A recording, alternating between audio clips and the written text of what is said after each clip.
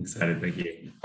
Hello and welcome everyone. Thank you for joining us for our partner or workshop about early career stages with our friends from Comcast. Before we get started into our workshop, I am just going to run through our quick land acknowledgement so we can take a moment to think on and be present in the land that we are currently in. Before I start, I guess I should say I'm Emily Johnson. I'm our career counselor within the Career Center. And I'm very excited about our panel today. But again, as before we get started, I'd like to share, we acknowledge that the land and the tribal nations upon this land whose work has been accomplished. We acknowledge that we are on Dakota land. We recognize Native nations of this region who have called this place home over the thousands of years, including Anishinaabe, Ojibwe, Lakota, Dakota, and Ho-Chunk and Cheyenne. We acknowledge the ongoing colonialism and legacies of violence, displacement, migrations, and settlement that foreground the formation of Minnesota state colleges and universities. So for anyone who hasn't been part of a university event before, we do like to always start our events with a land acknowledgement because we know we wouldn't have our institution without the land that we've taken before us. So without further ado, I want to introduce Judy Park, who is our special host for today as we engage in my early careers. Thank you so much, Emily, and thank you, Metro State University, for having us today. We are so thankful. I'm going to go ahead and start off and share my screen. And give me 1 second here as I do this. Somebody give me a quick thumbs up if you see it. All right.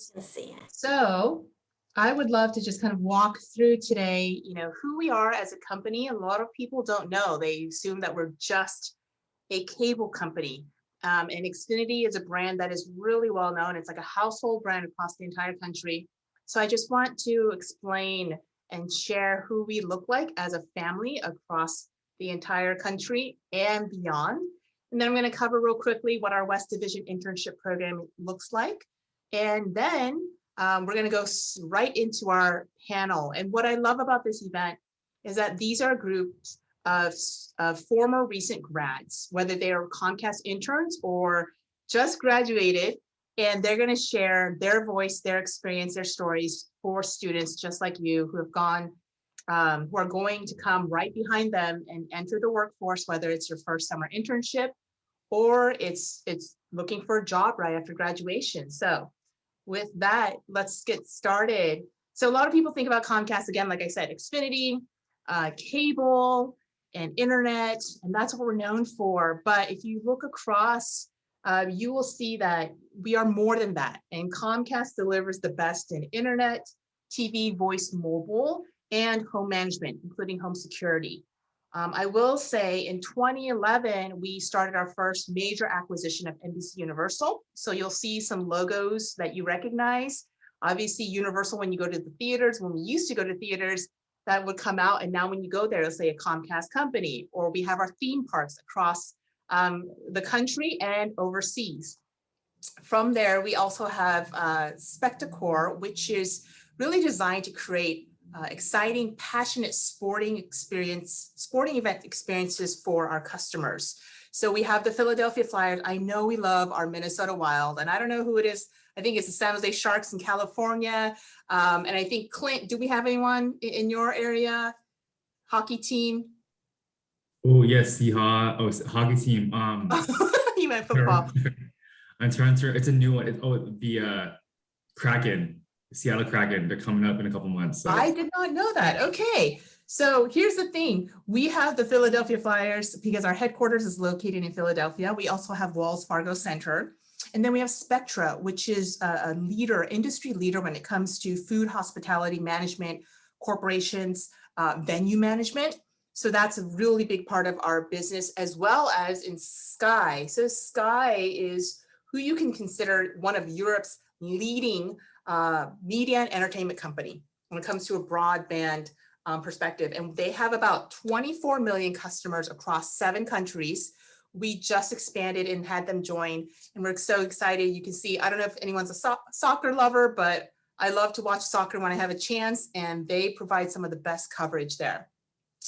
So going forward, here's some of our 2021, and we're only, inching up to June here, but then we also have some of our 2020 that I want to say are repeats. So here's who we are as 2021. We have a lot of great recognition, best companies to work for, best big companies to work for, best companies for Latinos and for parents and military. One of the biggest highlights we want to say is in 2020, Best for Vets called out Comcast NBC Universal as #1 company to work for. So super proud. If you're looking for a place that values diversity from all, like the entire spectrum, this is where you would love to be at. So with that in mind, I wanted to talk about our West Division internship purpose and mission. You can kind of read through the short paragraphs, but our internships are designed to really give real life work experience. And best way to put it is when you come into an internship with Comcast, you are going to really experience what it's like to be a Comcaster if you were full-time and not a student. You also have a chance to be offered a full-time position depending on how you perform and how you're assessed and how the business feels about you. So a lot of times companies will offer internships, but they won't do an offer to intent at the end. But Comcast, we do that. And so this is why we want to share this opportunity with you. Whether it's in the fall or this year or spring of next year, we will be recruiting back up for our internships. And so we'd love to see you put your name in the hat, apply, and hopefully be able to join us for another summer of internships. And this is who we are across the country. You might see some grayed out spots, but we have a Northeast division. We also have a Central division. And then the dark navy blue is our West division. So today's panel is actually a mix of California, Washington, and right here in our backyard, Minnesota, Twin Cities. And you can see the coverage there. But this is who we come across as a country and how we have presence in different areas. All right. So super excited to get started in this area. I'm so excited to introduce this panel. These individuals are those who have either gone through an internship in their previous years, and they were able to successfully receive an offer for full-time after their graduation. So you can see Clint and Marissa are those who had participated in our previous Comcast internships. John is a local right here from our backyard. We just had a conversation today. I met him at a career fair, and he was able to join Comcast right out of his graduation date. So he just graduated December 2020, if I remember. Yes, I love Clint giving some applause there. And he joined as a sales specialist 3, which is not exactly an entry-level role. So this is why this entire panel is very interesting. They're going to share a lot of their experience, best practices, maybe even some of their failures, and saying, hey, don't do this in your internship, or don't do this when you're trying to interview or apply for a role. So I'm going to take my screen down and stop sharing. And what I am going to do is just allow our panelists and their faces to be there. Awesome. And I'm going to pull up our questions. And so let's get started. So panelists, Clint, Marissa, and John, could you just start off? And in your own words, not in Comcast language, because we can speak that with our eyes closed and sleep, but in non-Comcast language, what do you do at Comcast? And let's start off with Marissa. Hi, everyone. Thank you so much for having me here today. My name is Marissa Brown. I'm from the California region, so I'm happy to be here and meet some new people. I am a public relations specialist with Comcast. I've been here for about 2 years now, and in everyday terms, my main job is to protect and promote the Comcast brand.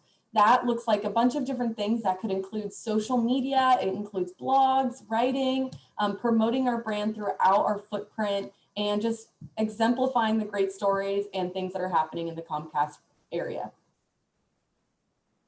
Thank you so much. Clint, let's pass it off to you. Hey, good morning, everybody. My name is Clint. So I'm coming from Seattle, Washington, out here in the West Division, and I've been with Comcast for 2 years now as well.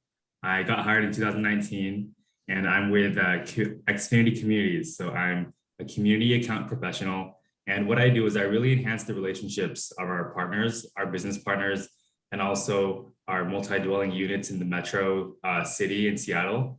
And by doing so, we really try to maintain our partnership with our business partners to make sure that, you know, the relationships are met. And that way they're promoting our brand throughout their businesses as well. So with that being said, we handle our line of business and make sure that it continues to grow, but in a way that we're connecting with our business partners out in Seattle. So.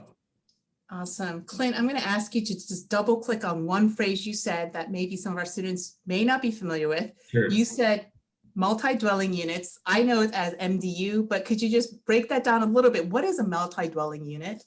Oh, thank you. Thank you. I forgot. No Comcast language. So multi-dwelling units are buildings. They're sky-rise buildings in the Seattle area, and they consist of residential units of at least 30 to 60 or 30 to 50 units or more. So pretty much we're dealing with apartment units out in the city, and sometimes they range from 30 to maybe 100 units. And there's a team of us out here in Seattle, along with other states, that handle the relationships with them too. So that way they in turn promote our brand as well. Awesome. Thank you so much. And last but not least, John. Yeah, thank you so much to Metro State and for everyone for being on the call. So my role is as an Xfinity community sales specialist. So I'm actually in a way I'm Clint's right-hand man. So as an Xfinity community sales specialist, I really focus on as Clint is going into these relationships and really trying to grow his portfolio, I look at all of the levels of opportunities in our line of business by looking at data and really trying to see if there's any insights and trends that we can use as business opportunities to really grow these relationships. I'll then look at that strategy and see how we can partner either with our retail channel or with property managers themselves to see how we can enhance the brand of Comcast within these properties to really see ourselves grow as we look at the future. Thank you. Love it. So hopefully that helps. Everyone's doing different roles. Everyone, you'll learn as you hear them, they come from different educational backgrounds and different experiences. So let's get started. Clint, I'm going to ask you the first question. Can you share briefly, if you go back to your internship days, what kind of projects did you work on during your internship? Yeah, so my internship was under the technical operations space, and a lot of the projects that we were working on were getting residents activated, would depend whether they're in their residential unit or residential homes or at a business, small, medium business space. And I got to see how our different teams in the tech ops space really work frontline with our customers and our business partners to make sure that they're getting the best experience as they're activating their services. So it got really technical. It was amazing because I was able to work on the back end with our tech ops supervisors and also our leadership teams as they showed us how things integrated from phase one all the way to the last phase where our techs are working with our customers in the front lines. I got to shadow our techs in their Xfinity vans and trucks and really see all the tools and softwares they use. And then on the back end, when I was working with our senior leadership team, I got to understand the process behind it, the operations that take place before everything goes out. So everything from finances all the way to the software that they use on the back end. And then also just really tracking data on a level where we see activity not only with our techs, but also with the usage of the residents as they get activated and how they use our product. Going back to what John said, the data that comes back to us is really helpful because it helps us make sure that the experience not only is there after they got activated, but also while they're our customers, because our end goal is to have them be our customers and make sure that they get the best quality experience. Aside from that, one of the projects that really stuck out to me was relative to what I do now when I work with multi-dwelling units. I got to see how a building, a brand new building, partners up with Comcast and gets everything set up from the ground up, from construction all the way to contractual basis where we partner up with the building owners. And then from there, integrate our residents to move in. So it was really nice to see that project as well. So I've never been an intern at Comcast, but that sounds like a lot. But it sounds like it's like pulling the curtain back for every intern to say, this is how we run our business. It's not hiding it or saying what's behind the curtain, what's going on, how does the business operate? It sounds like they pulled a lot of that curtain away and saying, welcome to our business. This is how we operate. This is how we serve our customers. So that's great. So I'm going to lob it over. And Marissa, could you share a bit, like what kind of projects did you work on during your internship? Yeah, absolutely. I had a lot of fun during my internship. I look back at it super fondly, and it was so much fun getting to go through old pictures and remember what kind of experiences I had during my internship. It spanned over, I believe it was 2 months, just over the summer, and we were working towards a big project that accumulated in a huge presentation to our senior leadership team. And so what I worked on, specifically being a a marketing and events intern, was a big event that showed which events we were hosting led to the most revenue for our company. And so that looked like, is it the events that we are inviting families to? Is it the events that are at multi-dwelling units, now that we all know what that means?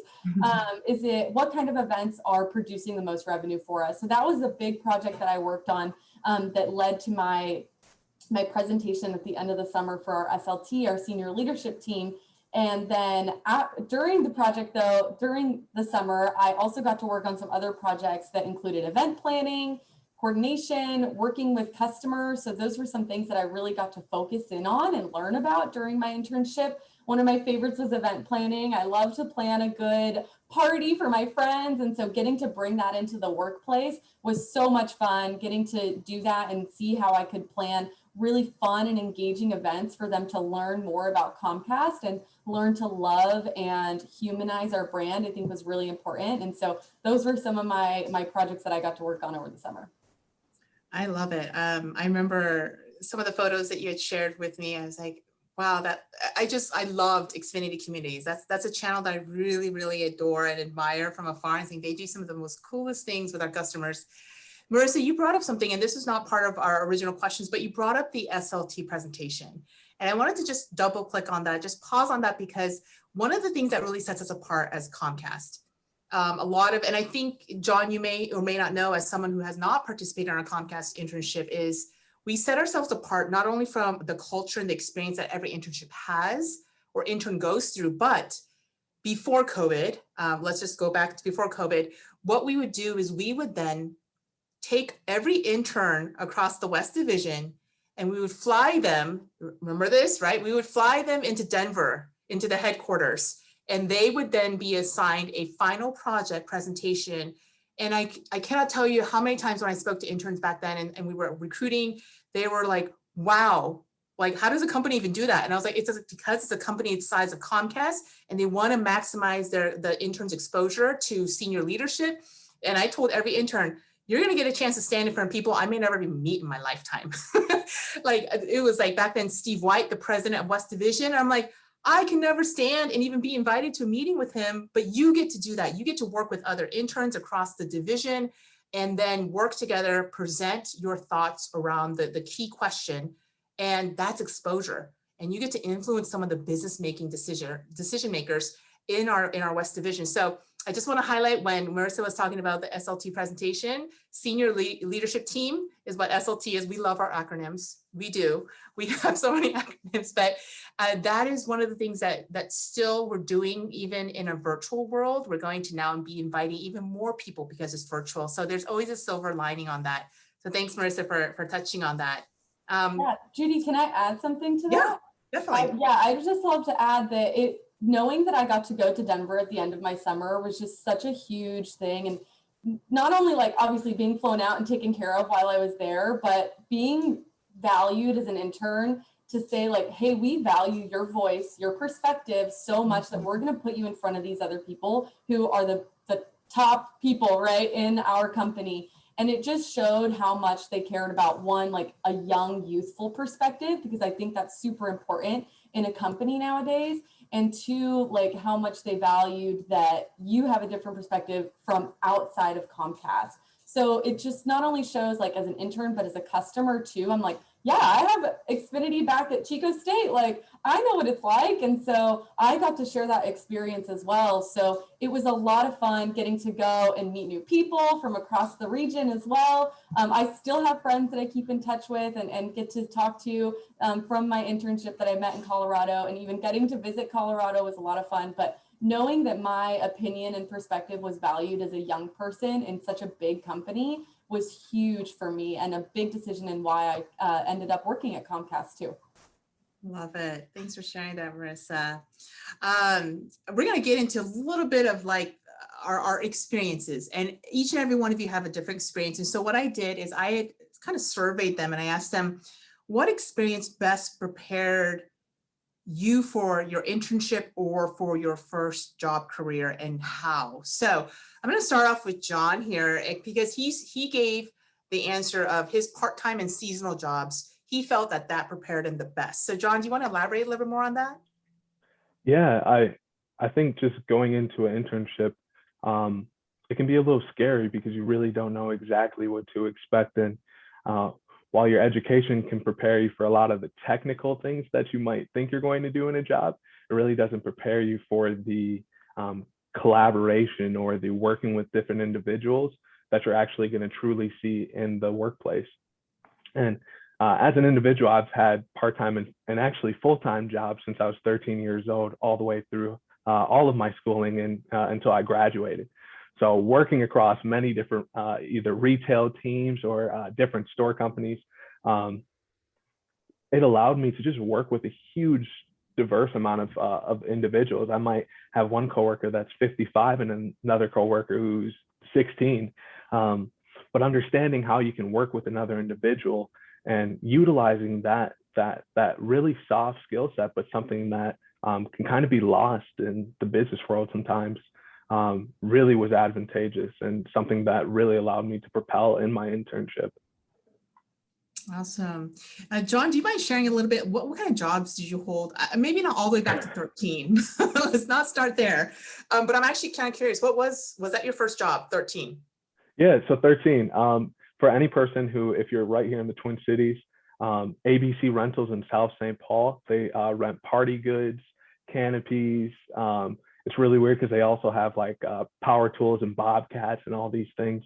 So if you know, way back when, I say way back when, but really I'm actually 23, but way back when you would have seen a small little John cleaning some party goods and some little tools. I'd also go out to, if people had graduation, high school graduation, college graduation, I would help them set up the canopies. After that, it was everything retail and everything sales. So from JCPenney's, then to Gap, then to Foot Locker. I worked at Best Buy retail as well. So it really allowed me, I saw everything from clothing to then technology. And as an individual, I think those part-time jobs, I was really shy. So being able to kind of get out of my shell and, you know, kind of build that sales acumen by working in that retail space really enabled me to even just get comfortable dealing with people and being able to talk, being able to be human and understand what they're feeling or what they might be going through in that workday, and growing that EQ, as high school is supposed to grow that IQ. Good point. Good point. And John, do you mind just kind of touching, what were your last, how many internships did you have and who were they with? Just really briefly before we move on to the next question. Yes. So I actually only had, in a way, I've had 3 internships. My most significant internship, that was my first one, was kind of a cold entry, I would like to say. So what I mean by a cold entry internship is I don't have any connection inside of that company. I wasn't a previous intern that was brought back on. I didn't have any family tie, but that company was Cargill Inc. So for Cargill, I was a marketing intern. At the time I was going at Concordia, I was still at Concordia University, St. Paul. So I just dry application, but really the value of my years of working in retail and the hard work is really what they saw as advantageous inside of their business. Love it. Thank you for sharing.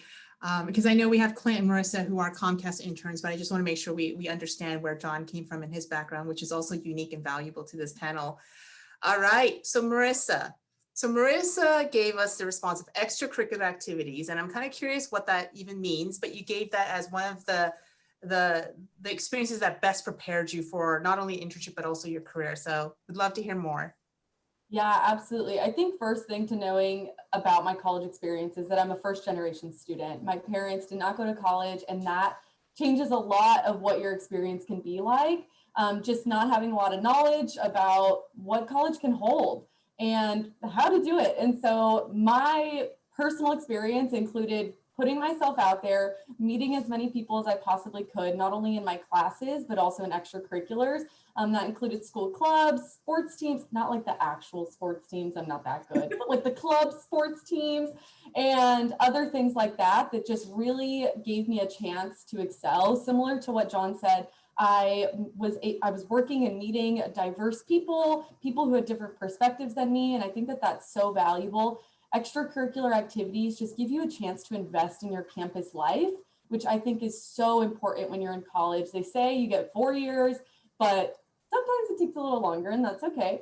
But it is a great time to just meet people. Those are likely going to be the friends that you hold on to. Like, yeah, you can make friends in class, but who are you hanging out with afterwards? Like, who are your study groups with? Who are you going to lunch with in the study, in the student lunchroom and stuff like that? So I think investing in your extracurricular activities, like I said, for me, it was sports and clubs, and even Greek life can be an asset as well. Those are things that just connect you with so many people and spread a broad, wide net, right? So if you only meet friends in your classes, you're meeting people who are like-minded, who are going to have the same career path as you. As if you meet somebody in a club or a different aspect, a job even, you're meeting somebody who has a different network than you. And that was something that was so important for me. I'm like, I don't know what I'm doing at the end of college yet, so I'm going to cast my net wide and see where I'm going to go. And extracurriculars really provided a good network for me to have, not only while in school to hang out with and have fun, but after school as well, to after my graduation to find where I wanted to go. And obviously ended up at Comcast, and it worked out well for me. Awesome. I love that notion of the importance of networking, which I feel a lot of students, when I was a student, which is really long time ago, I never thought about networking. I was so shy. I was like, who's going to want to talk to me? But I love that, even you all are feeling like the importance. You're a believer now. You might have been kind of hesitant, like, what's the importance of networking? But you're a believer, and now you're advocating for it. So I love that, Marissa. Thanks so much. All right, Clint. So Clint said that his career service center. So I'd love to hear, how did that, yeah, everyone's like, yay, from school. How did that team, the staff, how did that center really prepare you for your internship and your career? Yeah, I think just having that alone is a great source for students to just go and have access to what's out there. I remember being a student, you're focused on deadlines, tests, a whole bunch of assignments, and then to reiterate what Marissa said, extracurricular activities as well, and then maybe dealing with stuff outside of school. So it gets really busy, and sometimes the last thing you want to do, at least, I'll be honest, the last thing you want to do is go out to Indeed.com or whatever website.com to find a job or an internship who's hiring. And one of the things I do want to highlight about that is that it can be intimidating, because like what we're doing right now, you're trying to connect with them through a virtual space where all you can give them is a resume and maybe a profile picture that you copy and pasted on your resume. Luckily now we do have LinkedIn, which is very helpful, but even so, you do have to invest time to really make your LinkedIn look the way employers may want to see it as. If you're working on projects, you may want to invest some time to even create a separate website just to put that link on your LinkedIn, or maybe depending on your career, there's a lot of certifications outside of degrees that other people try to study on, and just that itself is another platform that you need to invest time in and energy to study, pass the test, and put that on your LinkedIn as well. So I think having a career center and job events and having organizations come out to host career events throughout the school year, every quarter. I thought it was really helpful because you can go there, and for people like myself, and I can tell Marissa and John, who are very social and who can really engage and network with people in person, it really adds that extra touch when you're trying to how to present yourself to an employer, because it's much more than just writing words on a piece of paper or putting a link onto LinkedIn and so showing your set of skills. You can be very technical, but the most important thing that I find people like to see is that you're able to connect with them and see what drives you to be an asset to their business or to their company. And I think at the end of the day, they just want to see that passion, and showing that in person is a lot easier as opposed to being in a virtual space. So I got to speak with one of our HR recruiting teams at one of the University of Washington career events, and I got to connect with them. And I found that when you hand them your resume and your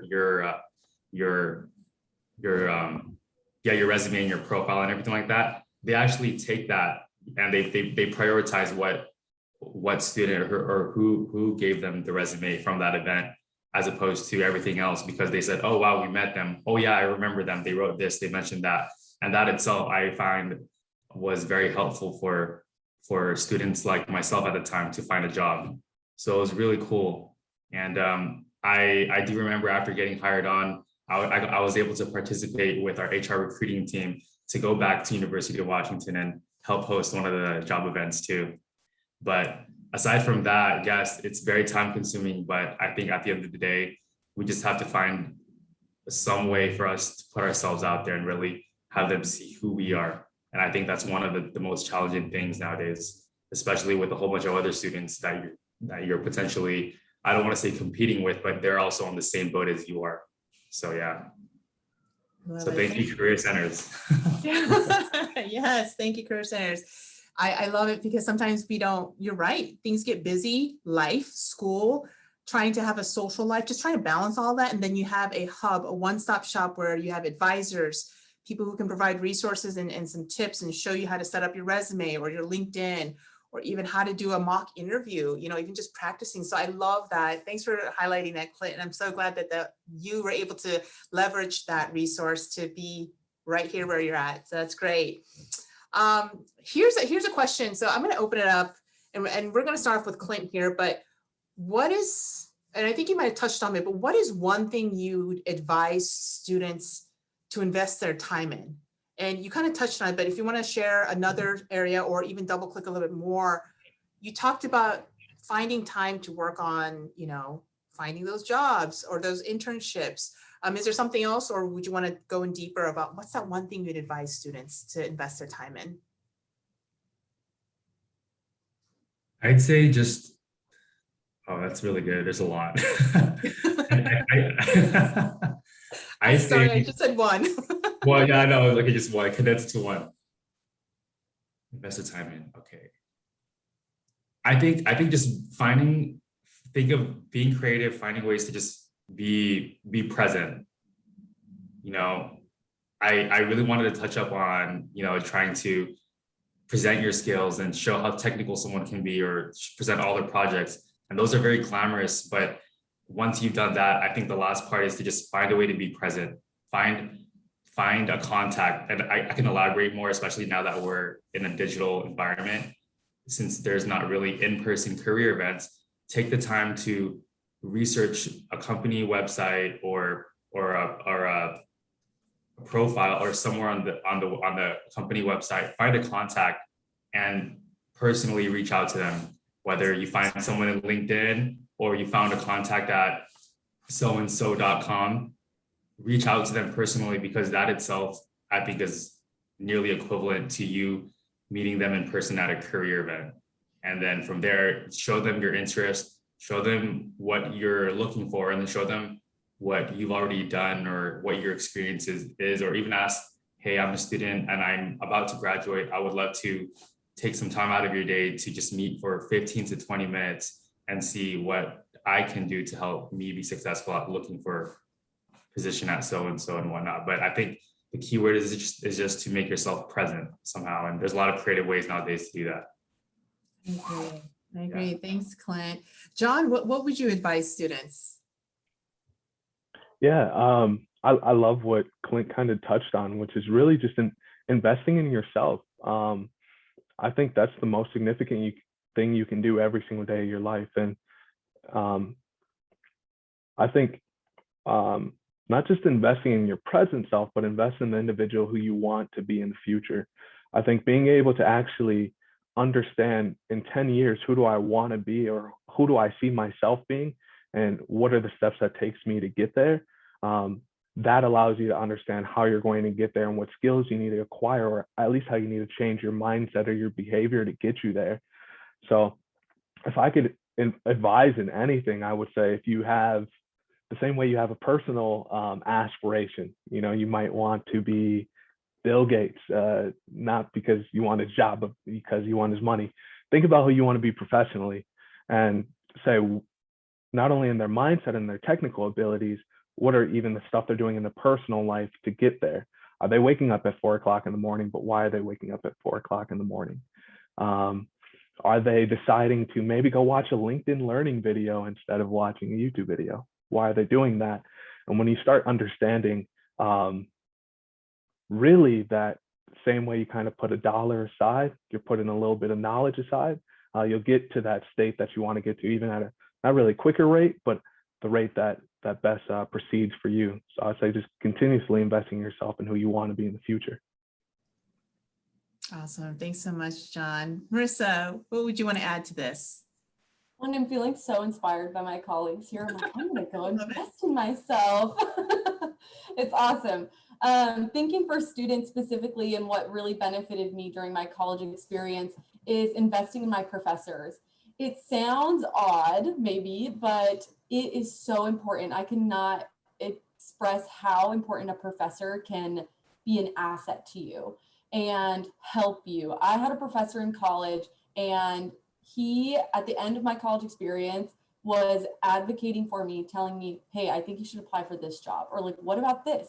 I will vouch for you, etc. And I'm like, you would do this? Like, how amazing. And that is only because I asked him for help on my assignments, normal professor thing. I'd go to his office hours. I'd check in and see how he was doing. Like, if I was walking by the hall and he was there, I'd say, hey, how's it going? Super easy, like normal conversational things to do. It changed my relationship with professors greatly. I knew then that, like, oh my gosh, my professors have a network that can benefit me. Again, the networking thing was very big for me. But it's so big for me to understand, for students to understand that your professors want to see you thrive, because when you thrive, it helps their program. And so this professor at the same time was like, hey, will you go and talk to freshman students about what it's like to like change your major to public relations? Because I did that too. Like, everybody changes their major at one point or another, and I was one of those. And so they're like, will you come like help me persuade these kids? I'm like, oh yeah, I got you. Because I was on their team helping them with what they wanted, and they were helping me with my long-term careers after college. And those are relationships that will never end. You can graduate and they'll still be like, hey, how's it going? Or like, what's going on? Like, where are you working? What are you doing? And it's like, they're always on your side because you took the time to get to know them, to invest in what they had to tell you and teach. And I think that that is just such an important place to invest your time and your energy, because your classmates aren't at that level yet, but your professors are, and they can definitely help you propel your career. That's a great point, Marissa. It's identifying who are your sponsors or your advocates. And I honestly, listening to this panel tell everyone about their experience, I'm thinking back in my college days, not that I can go back and change, but I'm like, I never thought of my professor as an advocate. I just thought of my professor as, you're just my professor. I just have to turn in my assignments and you're going to give me a grade and that's it. But I never thought to, how can I leverage their network? How can I build a relationship with them? So I love that open-mindedness and just trying to see, how do I network? How do I make this work and benefit from it? So love it. Emily, I think we have a question in the chat. Do you mind reading it off? Just and maybe we can open up to the panels before we move on to the next question. Yeah, so our first question is, panelists, how did you or have you used your college alumni community to network or for internship or for employment?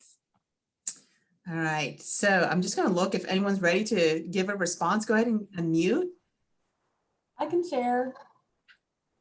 So speaking from a student perspective, I was a part of a student-run public relations agency at my campus. And there, once you get into the agency and you have to apply and be admitted, you join this network of alumni that are part of this community. So there's not only Chico State alumni in my case, but there's alumni within the group. So I talked about those extracurriculars, those kinds of things.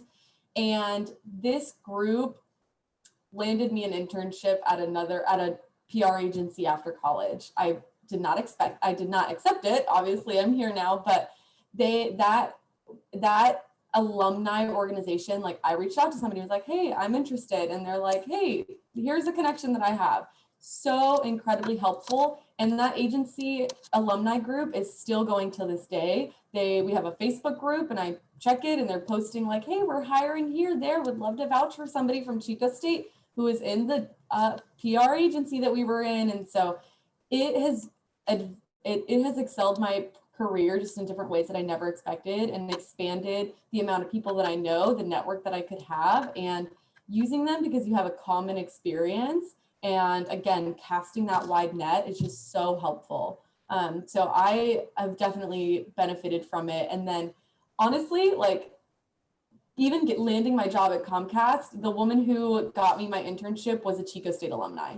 So, and there was 3 Chico State students my year of the internship. So that just goes to show you that she really liked Chico State students. And so it was really helpful for me to have alumni connections, and it still is to this day. Small world. Yeah, it's like full circle, like all the way around. That's awesome. Thanks for sharing, Marissa. John, you had unmuted. Were you going to share an experience to answer the question? I myself have not used my college alumni to directly get a position within a company, but I've actually been awarded many opportunities and experiencing and sitting on different councils actually because of my alumni network. So here in Minnesota, we have the Minnesota, I think it is the economics, so the Minnesota Club of Economics. And they recently had hosted an event where there was many governors and politicians and ambassadors. And through my alumni network and just my general curiosity in economics, I was actually offered by an alumni to participate in that event. It was a phenomenal thing because it matched my interest with what they were doing in their just current life, and the fact that they thought like, hey, do you have any students that have graduated or that are still at the university that would like to partake in that? I guess also just an add-on, I think in what Clint, Marissa, and myself are doing even just today, I think that just goes to show how strong your alumni connections can be, because they are out there doing very similar panels as this one for the companies that they want to advocate for and the companies they work for. And they want to help you because, to Marissa's point, they've went through that similar experience and they've been down that road. And to just have somebody reaching down to pull you up into that company is just such a weight off the shoulders and trying to get into that career journey as a early career individual. Great, love it. Thank you so much. I'm assuming because John is here local in Minnesota, I'm looking at Emily and Jennifer and they're nodding, and I think they know exactly what you're talking about, the organization names. That's great. I love it. And that gives a real opportunity for the students at Metro State, should they want to participate. Now they know the Minnesota Club of Economics. Is that what you said? Yeah, that could be yep. Blasted it one more time. If that's something you're interested in, ask your network and see if you can get into that. So I want to ask a question. This is the last 2 questions I want to cover, depending on how much time we have. Pandemic 2020 has changed our world. I mean, we're doing an event on our laptops, on our computers, we're studying, we're watching courses. Virtual working and virtual interviewing is now the thing. And we don't know when it will ever go back to 100% before, like 2018 and before. But can I ask, what do you think some students should be aware of when it comes to even entering the workforce or maybe if you can recall an interview experience where you're like, oh, get ready for this. This is going to be a challenge or might, surprise you. Any warnings or best practices you can share when it comes to that? I can go and share, unless Clint. Oh, go ahead, John. Go ahead. You go first. So if I had to share, I think one, just right off the bat, best practice when interviewing is being prepared, just as though if it was a normal interview. Clint had touched on something earlier on when you're going and you're meeting with your career centers and they're telling you, hey, what's this company? What's the actual role? What are the things that you've done in your past career that align with it? Some of those basic things, I feel like you might forget them because you're doing it virtually, but they're things that should not be ignored. You have even more of an opportunity when you're interviewing virtually. You might not think about it, but you have more of an opportunity because now a lot of the first stages of these virtual entry positions and interviews, you are going to do a recorded video. So some of the mistakes that you might not have the chance to kind of rewind when you're in person, you've got that over video. So I think when you have that research, you have that insight, and you can present your most, as we say at Comcast, your most authentic self, and you can do that virtually, you really will stand out and shine, because it's an opportunity that, back in person, you might not have had that second time, as I'll say, rewind and kind of delete that video clip, that recording clip.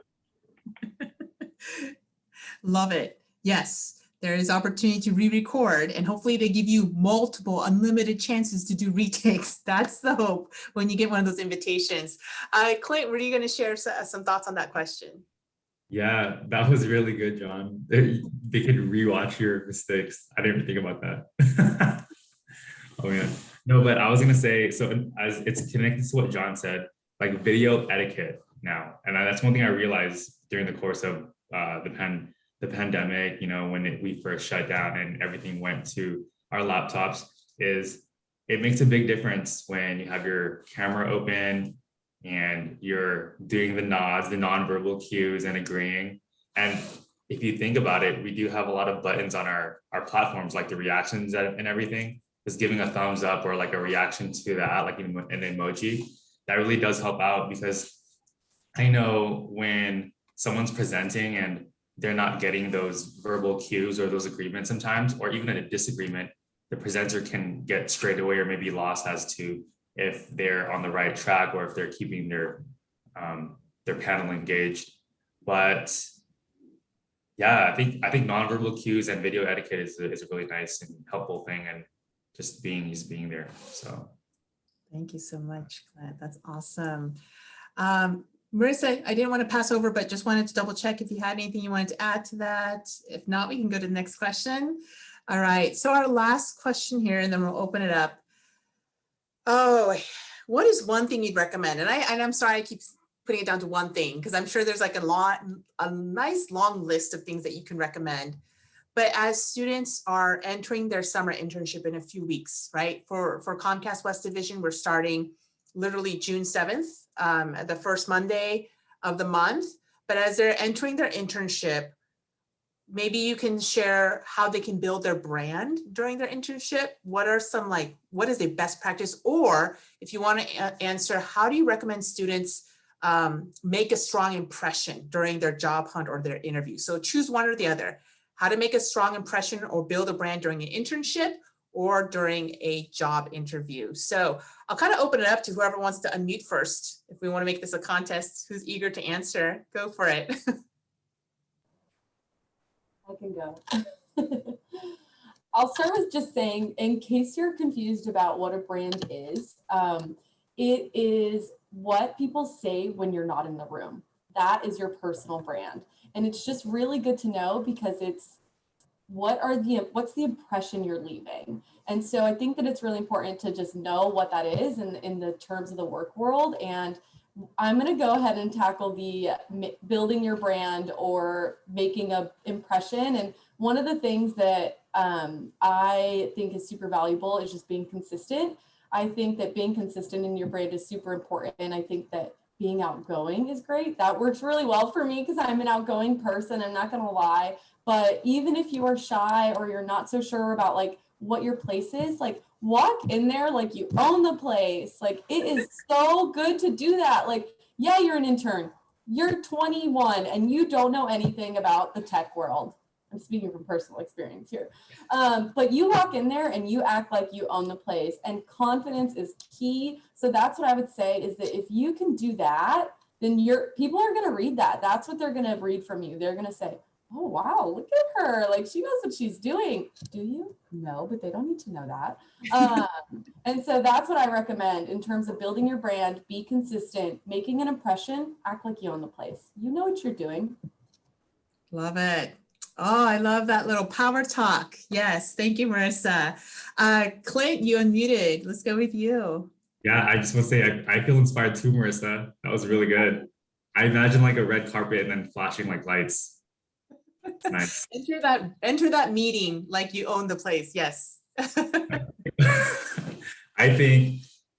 I think connecting, it goes back to networking again, but it's really connecting with your colleagues, your peers. You know, they're your coworkers now, but just showing that sense of curiosity. So sometimes there may be some dead time or downtime, but even going the extra mile, even if you're in the midst of an assignment, asking, oh, are there any projects that I can be involved in as well? I just, even if I don't know everything about it, but just being there to help me understand how everything operates, just showing that sense of curiosity, they start to wonder, okay, this intern, this student really does want to learn and really cares about the business. And they're not just seeking to what's in front of you, but they really want to go above and beyond. So just showing that sense of curiosity. And I think that itself will, like what Marissa said, build onto your brand. I learned what brand was too during my internship. So I had to focus on that. But yeah. I love it. It's like letting people know that you have a desire to learn and grow without having to tell them, I have a desire to learn and grow, right? You're not spelling out for them, but you're almost inviting and making that offer out there. So that's a really great point. Thanks for sharing. John, what would you say? Which one would you answer? I will answer the internship and I think the brand. Wow, Marissa and Clint did a real good job. I am so inspired.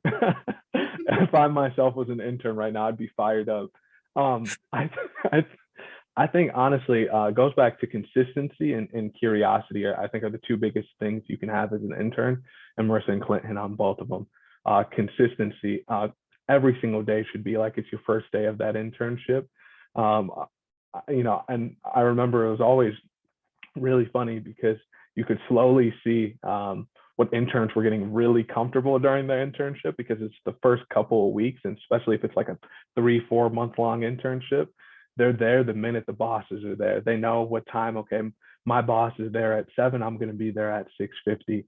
Next thing you know, they're getting there at like 6:55, 7 o'clock. Their coworkers aren't there till 8, so they're like, okay, 8 is my leadway time. And slowly, to Marissa's point, their consistency starts to lack. You set the high expectation that you're going to be there every single day at 7 o'clock in the morning, but now it looks a little different on the consistency side. If you're now there at 8 o'clock, it makes me question if you were being genuine in the beginning. On the curiosity side, to what Clint said, the one thing we hired, or I'm speaking as though I was the employer, but the one thing they're hiring you for is to think differently. Especially in a virtual space where so many different things around us are being automated, and technology can do, you know, a lot of the world's jobs. It's your curiosity and your individuality and creativity that they hired you for. So being willing to, even if you're a technical analyst, being willing to say, you know, hey, why are processes like this? Like, I'm just curious, you know, like I've seen we've been doing this for the past 20 years the exact same way. I'm just curious, have we ever thought about if this process could be automated, or is it truly necessary for what we do? That alone gets, and while there might not be direct action within that business unit or within your team, it allows them to see that you can think differently and you're thinking on the future, that next level. So Clint and Marissa hit it off, but curiosity and consistency. Love it. I love it. And no, we have not rehearsed our responses here. They did not know what the others were going to say. So this is great that they're aligned. I think that is our last question, but I think there was another question in the chat, Emily, if you don't mind reading. And the question is, how important is an intern's major? And are interns selected based off their major? And just a little bit of context. One of our majors with Metro State is individualized studies. And so a student really gets to kind of make their own major. But in addition, I know I've worked with psychology students who really want to get into economics. And so if you all can speak to how important a major is, I think that'd be very helpful. Yeah. I muted myself because this was something that hit me right away when I got into my internship. I originally, as Marissa had kind of hinted, everybody changes their majors. I was originally a double major in psychology and criminal justice. Psychology because I loved those whys. So when I came to the business world, I saw marketing as being the why of the business world. Why are we doing these processes? Why is our brand image this way? How can it change? How can it develop? And when I was explaining to my supervisor why I switched from psychology to marketing, even though the job description was a marketing intern, he goes, "Did you really need to switch in order to have this role? Sounds like you could have just stayed as a psychology major." And I went, "Oh, I guess I could have." And that's one of those instances where, the job title might say one thing, but really if the skills align, and even if they don't align, if you're willing to take the steps outside of that to develop into what you want to be, you can still get there. So in my honest opinion, whatever you graduate with, it's not what you're stuck with. It's just what you're showing on a piece of paper, but what you make of it and the willingness to learn outside of that, that's what really brings the value to the company. Yeah, that was really good, John. Yeah, it's like mic drop. I don't know. Okay, Clint, you want to go follow? Clint's like a new fan of John. He's like, oh my gosh. That was like red lights, but like with a shiny black car, like right in front of the red carpet coming out of the car. So anyways, I want to say, like what John said, yeah, you have all the opportunity after you graduate with whatever your degree to have to really build on your career. And I mentioned it earlier, you can always specialize in certain things, and there's a whole bunch of certifications out there where you can buy a course, study it, and then put it on your LinkedIn, because that itself shows that, okay, this person may have specialized or majored and graduated in psychology and criminal justice, but I see they have a certification in data science, and as you can tell, data is involving a huge variety of things, and that itself is working into your degree because you're working with other people. You're trying to understand the thought process of what these customers want or need. And at the end of the day, you have to conduct all these complex things to really get in front of the customer and execute your motive to get them to say yes to you or convince them. But I do remember when I was at one of the career fairs, when I was working with Comcast at one of the career fairs, there was a student who graduated in a business degree, and she had her master's in business degree, but she was applying and looking for a software engineering degree. And when I was looking at her resume, she had certifications that specialize in certain programming languages pertaining to that. So I do recall meeting a lot of other individuals who had a psychology degree, and now they're doing cloud computing at another tech company. So it's amazing how degrees they do give you an opportunity to really expand your horizon. And I think it's our responsibility as an individual who's building our career to find out what we want to do and then try to narrow it down, but not too much to where it limits you to having other opportunities, but just enough to get you into that door, So I think it's really cool. Obviously, if someone's trying to go for nursing and wants to be a nurse, that's a different route. I think as far as like the medical field, there's a little bit stringency that you have to follow. But aside from that, there's so much opportunity that someone can really do. And the degree, I think the degree just shows that, okay, this individual has created some sort of discipline to really show motivation and execute all these things and follow deadlines and time management and whatnot. So yeah, I think there's no right or wrong. I think there's no regrets. I think you should just focus on yourself, keep investing in yourself, and a lot of things will just come to you. I love it. I love it. Well, for the sake of time, we're at the top of the hour here, and I'm going to hand it back to Emily, but Metro State University students, thank you so much. Metro State U, thank you so much for having Comcast and our early career panelists here today. It was a delight. I loved hearing their stories, and I hope our panelists really enjoyed sharing their experiences and giving back to the student community. Emily, I'll pass it back to you to close out for us today. Yeah, I want to thank you all for joining us, especially our panelists, and giving of your time and knowledge. Today's session has been recorded, and so we will get this mailed out to everyone who joined us today and pass it along so we can keep sharing what you shared with us today. So thank you all for joining us. Thank you too. Thank